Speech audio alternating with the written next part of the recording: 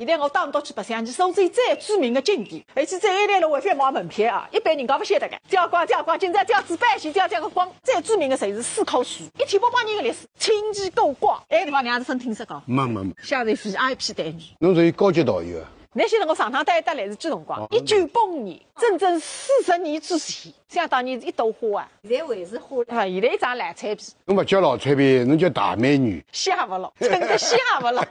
而且那个4棵树代表一种啥个精神？好死不如赖活着。跟我努力要活下去。哎，用不着努力，但我看你蛮嘞。那种地方老雨天来蛮好，长坡山雨中的浪漫，而且要2个人。哎。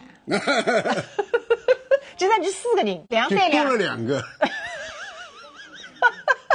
非不去听讲，不去听讲。后门进来，前门出去，50块让你伤他。侬讲好，人家保佑听了海。你要相信，听见也只打分听见，因为你下来也是退休工资3600了。我今朝侪是那个门子，不去说不去，同病相怜。